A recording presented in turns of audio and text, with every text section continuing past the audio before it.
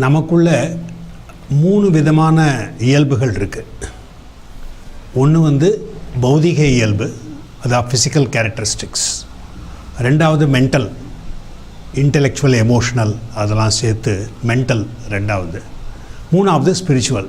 இந்த ஆன்மீகங்கிறது அந்த ஸ்பிரிச்சுவல், அதாவது உண்மையாக நம்ம யார் அதை கண்டுபிடிக்கிறது, அதுதான் ஆன்மீகம். ஏன்னா நம்ம வந்து நார்மலாக உடலோடு இணைந்து இயங்கும் பொழுது நான் தான் உடல் அப்படின்னா அந்த நமக்குள்ளே அந்த ரொம்ப ஸ்ட்ராங்காக அந்த ஃபீலிங் வந்துடுது. அதே மாதிரி நம்மளோட தனித்துவம், பர்சனாலிட்டி, அதை உபயோகித்து நம்ம பலவிதமான இந்த வேலைகள்லாம் செய்யும் பொழுது அந்த வெளி உலகத்தோடு நம்ம உள்ள தொடர்பு மேலே ஃபோக்கஸ் பண்ணி நம்ம தனித்துவத்தை அந்த மாதிரி புரிஞ்சுக்கிறோம். பட் உண்மையாக நம்ம தன்னை புரிஞ்சுக்கிறதுக்கு ஆன்மீகம் அவசியம். யோகாங்கிறது விஞ்ஞான வழிமுறைப்படி அந்த ஆன்மீகத்தை உணர்றது, அதுதான் யோகம். ஏன்னா பலவிதமான பல வழிகள் இருக்குது அந்த நம்மளே நான் யாருன்னு புரிஞ்சுக்கிறதுக்கு. அதில் மிக உயர்ந்த வழின்னு சொல்லலாம் விஞ்ஞான வழிமுறை, அது யோக தியான வழிமுறை. நமது ரிஷிகள் முனிகள்லாம் பல ஆயிரக்கணக்கான வருஷங்களுக்கு முன்னாலேயே இது மேலே நிறைய இந்த ரிசர்ச் பண்ணி அவங்க கண்டுபிடிச்சாங்க. எப்படி யோக விஞ்ஞானம் மூலமாக நம்ம ரொம்ப டைம் வேஸ்ட் பண்ணாமல் வீணாக்காமல் எப்படி நம்ம உள்ளுக்குள்ளே போய் அதை கண்டுபிடிக்கிறதுன்னு, அதான் ஆன்மீக விஞ்ஞானம், அதான் யோகம். அதாவது யோகங்கிறது ஒரு சரிசம வாழ்வு. உடலை எப்படி நல்லா ஃபிட்டாக வைக்கிறது, நம்ம மனதனோட சக்தி எப்படி பெருக்கிக்கிறது, நமக்குள்ள உணர்ச்சிகளை எப்படி கட்டுப்படுத்துறது, கெட்ட உணர்ச்சிகளை நல்ல உணர்ச்சிகளை எப்படி மாற்றுறது, அதுக்கப்புறம் நான் யாருங்கிறது உள்ளுக்குள்ளே போய் கண்டுபிடிக்கிறது, எல்லாம் சேர்ந்து தான் யோகம். யோகங்கிறது சரிசம வாழ்வு. சின்ன உதாரணம் மூலமாக புரிஞ்சுக்கலாம். பரமஹம்ச யோகானந்தர் ரொம்ப சின்ன உதாரணம் மூலமாக நம்ம விளக்கி சொல்கிறார். எப்படின்னா, ஒரு பெருங்கடல் மாதிரி நம்ம வந்து மெய்ப்பொருளை எடுத்துக்கிட்டால் பரம்பொருளை, அதில் இருக்கிற ஒவ்வொரு அலை, அதில் உள்ள ஒரு நீர் குமிழி மாதிரி நம்ம எல்லாம். ஸோ இந்த மாதிரி தனித்துவம் கொடுத்து இந்த உலகத்தினோட நாடகத்தை இறைவன் நடத்துகிறார்.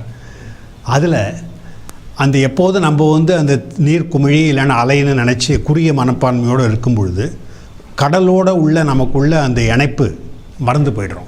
யோக விஞ்ஞானம்ங்கிறது எப்படி அந்த நீர் குமிழி அப்படி நினச்சி அந்த குறுகிய மனப்பான்மையில் இருக்கிறதுக்கு பதிலாக நமது உணர்வு நிலையை விரிவாக்கி கான்ஷியஸ்னஸ் வந்து எக்ஸ்பேண்ட் பண்ணி அந்த கடலோடு எப்படி இணையிறதுங்கிறது. அதனால தான் ஜீவாத்மா பரமாத்மாவோட கனெக்ட் பண்ணுறதுன்னு சொல்கிறதுங்க. அதுதான் அகந்தை நிலையில் நம்ம வந்து குறிக்கோள் இல்லாமல் இங்கங்கே போய் மாட்டிக்கும் பொழுது இந்த மாதிரி ப்ராப்ளம்லாம் அதனால தான், பிரச்சனைகள்லாம் அதனால தான் வருது. அதனால் மூல காரணத்துக்கு போகும்பொழுது இறைவனோடு இணைந்து நம்ம ஒவ்வொருத்தருக்கு பரமஹம்ச யோகானந்தர் அந்த யோகியின் சுயசரிதம் அந்த புஸ்தகத்தில் கடைசி அத்தியாயத்தில் ரொம்ப அழகாக சொல்கிறார். அதாவது நம்ம ஒவ்வொருவரையும் இறைவன் வந்து ஒரு சிறப்புத்தன்மையோடு படைச்சதாக சொல்கிறார். நமக்குள்ளே இல்லை இந்த சிறப்புத்தன்மையை வெளியில் கொண்டு வரணும். பரமஹம்ச யோகானந்தர் 1917 ராஞ்சியில் ஒரு சின்ன ஸ்கூல் வச்சு ஆரம்பித்தார், பிரம்மச்சரிய வித்யாலயம், யோகதா சத்சங்க பிரம்மச்சரிய வித்யாலயம். அங்கே இருந்த பையங்களுக்கு பரமஹம்ச யோகானந்தர் வழிகாட்டி எப்படி நன்னடத்தைனா என்ன, எப்படி ரெஸ்பான்சிபிலிட்டியோடு எப்படி வாழ்க்கையை நடத்துறது, அந்த மாதிரி அவங்களுக்கு ட்ரைனிங் கொடுத்ததுக்கப்புறம் ஒரு 2 வருஷத்துக்குள்ளேயே 2000க்கு மேலே அப்ளிகேஷன் வந்துருச்சு. அந்த இடத்துக்கு அவ்வளோ பாப்புலர் ஆகிடுச்சு அது. பட் அப்போ இந்த பெற்றோர்கள் வந்து பார்த்து சொல்கிறாங்க, எங்கள் வீட்டில் இந்த குழந்தைகளுக்கு சொன்னால் அவங்க ஒன்றும் சரியாக கேட்க மாட்டேங்கிறாங்க. பட் இங்கே வந்து ஒன்றுமே சொல்லாமல் அவங்களாவே எப்படி இவ்வளோ நல்ல நடத்தை எப்படி இருக்குது அவங்களுக்குள்ள அப்படின்னு சொல்லி ஆச்சரியப்படுவாங்க. ஏன்னா பரமஹம்ச யோகானந்தர் மூல காரணத்துக்கு போய் எப்படி குழந்தைகளுக்கு ட்ரைனிங் கொடுக்கறது, அதுக்கு வழி காட்டுறாரு.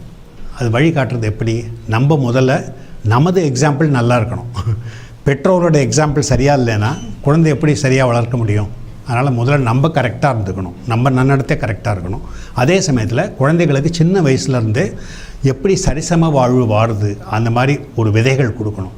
அதனால் குருஜி வந்து ஒரு கரிக்குலம் கொடுத்துருக்கார், syllabus, how to live training, எப்படி வாழ வேண்டும், அதுக்கு ஒரு வழிமுறை அவர் கொடுத்துருக்கார்.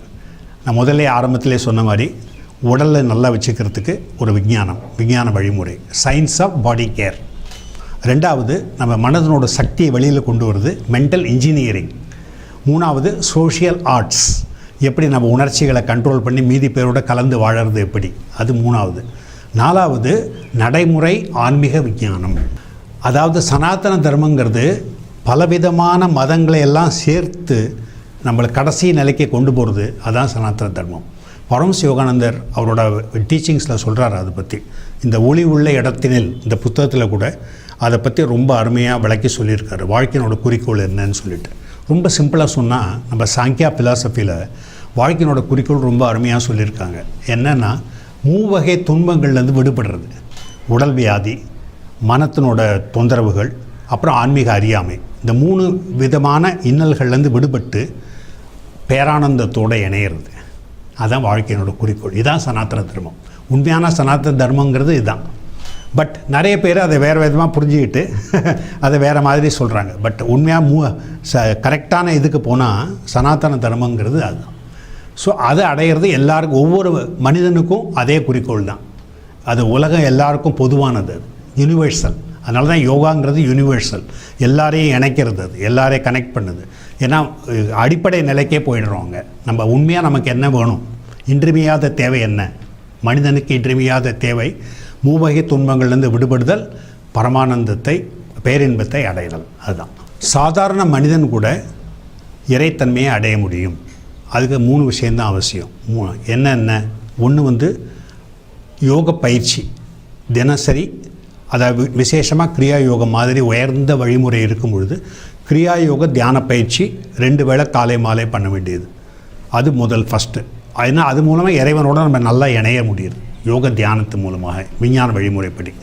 2வது இறைவனுக்கான உண்மையான ஏக்கம், அதாவது மெய்ப்பொருள் என்ன, அதை கண்டுபிடிக்கக்கூடிய ஏக்கம். அது இறைவன் மெய்ப்பொருள், அது நம்ம எப்படி நமக்குள்ளே அந்த கான்செப்ட் இருக்கோ அதுக்கு தகுந்த மாதிரி நம்ம கனெக்ட் பண்ணிக்கலாம். அது எல்லாம் சேர்ந்து நிர்குணம், நிர்குண், சகுன் எல்லாம் சேர்ந்து இறைவன் அது வெறும் வார்த்தைகளால் சொல்ல முடியாது. பட் அதுக்கு நமக்குள்ளே ஒரு கான்செப்ட் இருக்கணும். அந்த கான்செப்ட் படி இறைவனோட இணையிறது, நமக்குள்ளே அந்த ஏக்கத்தை கொண்டு வருது, மெய்ப்பொருளை தேடுறதுக்கான ஏக்கம் 2வது. 3வது தர்மத்தின்படி வாழ்க்கையை நடத்துறது, இறைவனோட விதிமுறைகள் படி. இறைவனோட விதிமுறைகள் எப்படி புரிஞ்சிக்க முடியும்? அதை புரிஞ்சுக்கிறது ரொம்ப சுலபமான வழி மனச்சாட்சி. நமது மனச்சாட்சி நமக்கு எப்போதுமே சொல்லும் நம்ம பண்ணுறது கரெக்டாக இல்லையா. ஏன்னா மனசாட்சி குறுக்குறதுன்னு சொல்கிறதில்ல. சில சமயத்தில் நம்ம தர்மத்துக்கு விரோதமாக போகிறதுக்கு முயற்சி செய்யும் பொழுது இதாக பொய் சொல்கிறோம், மீதி பேருக்கு தீங்கு செய்கிறோம், பயம் நமக்குள்ளே வருது, கோபம் வருது. இந்த மாதிரி எதிர்மறையாக நமக்குள்ளே இந்த எண்ணங்கள் வரும்பொழுது நமக்குள்ளேருந்தே ஒரு குரல் சொல்லுது, நீ பண்ணுறது சரியில்லை. அந்த மனச்சாட்சிக்கு விரோதம் இல்லாமல் நம்ம இருக்கும் பொழுது நம்ம புரிஞ்சுக்கிறோம், இறைவனோட விழிமுறைப்படி நான் நடக்கிறேன். அப்போ மனதுக்குள்ளே ஒரு தெளிவு, ஆனந்தம், அமைதி எல்லாம் வர ஆரம்பிக்கும். அது மூலமாக நம்ம ரிஷி முனிகள் கண்டுபிடிச்ச உண்மைகளை அவங்க திரும்ப ப்ரூவ் பண்ணுறாங்க வேறு விதமாக. அதாவது மேனேஜ்மெண்ட்டில் பார்த்திங்கன்னா நிறைய ஜென்ரேஷன் மேனேஜ்மெண்ட் ரிசர்ச் பண்ணி இப்போ கடைசியாக என்ன சொல்கிறாங்கன்னா, உண்மையான சக்ஸஸ்ஃபுல் மேனேஜர் யார்? One who is guided by principle centered management அப்படின்னு அதுக்கு பேர். அதாவது இந்த உலகம் பூராமே ஒரு பிரின்சிபல்ஸ்க்கு நீதிப்படி நடக்குது. அந்த நீதியை புரிஞ்சுக்கிட்டு அதோடு யார் கனெக்ட் பண்ணுறாங்களோ அவங்க தான் சக்ஸஸ்ஃபுல்னு சொல்கிறாங்க. அதாவது சில சமயம் அந்த யங் ஸ்டூடெண்ட்ஸ்க்கு நான் சொல்கிறது, நீங்கள் ரிஷி முனிகள் சொல்கிறத கேட்குறதுக்கு இஷ்டம் இல்லைன்னா பரவாயில்ல, இந்த மேனேஜ்மெண்ட் அவங்க ரிசர்ச் பண்ணி சொல்கிறாங்க அதை கேளுங்க அப்படின்னு. அதாவது மூட நம்பிக்கை அவசியம் இல்லை. எதை புரிஞ்சுக்கிட்டு ஏன் இந்த மாதிரி பண்ணணும் அதை புரிஞ்சுக்கிட்டு அதுக்கப்புறம் பண்ணுறது. அதனால் நிறையவே உற்சாகம் இருக்கும். அப்புறம் பண்ண நம்ம கரெக்டாக போகிறோமா இல்லையான்னு செக் பண்ணி பார்க்குறதுக்கும் நமக்கு செக் பாயிண்ட்ஸ் இருக்குது. இந்த செக் பாயிண்ட்ஸ் மூலமாக நம்ம முன்னேற்றம் அடைஞ்சிக்கிட்டே வரலாம். நம்ம எப்படி வெற்றி அடையிறது, நிச்சயமாக தோல்வி இல்லாமல் வெற்றி அடையிறது எப்படி? கிரியா யோக விஞ்ஞானமும் இறைவனுக்கு மேலே அன்பு 2ம் சேர்ந்து நமக்கு வெற்றி நிச்சயமாக கிடைக்கும்னு சொன்னார். இங்கிலீஷில் சொல்லும் பொழுது Kriya Yoga plus devotion, it works like mathematics, it cannot fail. So அதனால் இந்த அன்பும் அவசியம்தான். பட் வெறும் அன்பு வழி மட்டும் போகும்பொழுது விஞ்ஞான வழிமுறை உபயோகப்படுத்தாமல் நிறைய நேரம் ஆகும், ரொம்ப நேரம் ஆகும் அது அடையிறதுக்கு, குறிக்கோள் அடையிறதுக்கு. 2ஐயும் கம்பைன் பண்ணி போகும்போது ஃபாஸ்ட் ட்ராக்கில் போகலாம். ரொம்ப வேகமாக இறைவன் அடையிறதுக்கு வழி விஞ்ஞான வழிமுறைப்படி எனர்ஜியை கண்ட்ரோல் பண்ணுறது, உள்முகமாக போகிறது, அப்புறம் இறைவனுக்கு மேலே அன்பை பெருக்கிக்கிறது. 2 சேர்ந்து அந்த காம்பினேஷன் பீட் பண்ணவே முடியாது. வெளி உலகத்து மேலே இவ்வளோ கான்சன்ட்ரேட் பண்ணாமல் நமக்கு உள்ளுக்குள்ளே என்ன நடக்குது அங்கே கான்சன்ட்ரேட் பண்ணுறது ரொம்ப அதிக அவசியம். முதல்ல உள்ளுக்குள்ளே மாறுதலை கொண்டு வந்தால் வெளி உலகத்தில் மாறுதலை கொண்டு வர முடியும். வெளி உலகத்தில் மாறுதல் கொண்டு வர முயற்சி பண்ணிங்கன்னா உள் உலகத்தை கவனிக்காமல் அது ரிசல்ட் சரியாக வராது. இது பாருங்கள், நான் முதல்ல சொன்ன மாதிரி இதை நம்ம வந்து வெறும் அரசாங்கத்துக்கு மேலே நம்ம இது சொல்ல முடியாது. அவங்க தான் சரியாக பண்ணலன்னு சொல்லி அவங்க மேலே நம்ம வந்து குற்றம் காட்ட முடியாது. இது தனி மனிதன்லேருந்து ஆரம்பிக்கணும் முதல்ல. ஏன்னா சமுதாயத்தில் வந்து நம்ம மாறுதல் கொண்டு வரணும்னா எங்கே ஆரம்பிக்கும்? தனி மனிதனுக்குள்ளே முதல்ல இந்த மாறுதல் வரணும். அப்போ தான் அந்த மாறுதல் வரும். அதனால் வெளி உலகத்தில் இப்போ இருக்கிற ப்ராப்ளத்து மேலே அதிகமாக கான்சன்ட்ரேட் பண்ணாமல் நம்ம வந்து அதிகமாக தனி மனிதனுக்குள்ளே ஃபோக்கஸ் பண்ணும்பொழுது கொஞ்சம் கொஞ்சமாக அந்த மாறுதல் வர வர உலகத்துக்குள்ளேயே மாறுதல் வர ஆரம்பிக்கும். அதனால் நம்ம பரமஹம்ச யோகானந்தனால தான் எம்ஃபசைஸ் பண்ணுறது என்னென்னா, அதிகமாக நம்ம ஒவ்வொருத்தரும் முயற்சி செய்து சுய முயற்சி மூலமாக இறை திட்டத்தோடு இணைந்து நம்ம இறைவனோட ஒரு அருமையான ஒரு சேனல் ஆகிட்டா நம்ம மூலமாக இறை சக்தி மீதி பேர்கிட்ட போகும். அப்போ உலக அமைதிக்கு அது வந்து வழிவகுக்கும், சகோதரத்துவத்துக்கு வழிவகுக்கும். அதோட மீதி பேருக்குள்ளேயும் அந்த மாதிரி நல்ல உணர்ச்சிகளை கொண்டு வரத்துக்கு உதவி செய்யும். அது மேலே தான் ஃபோக்கஸ் பண்ண சொல்கிறாரு.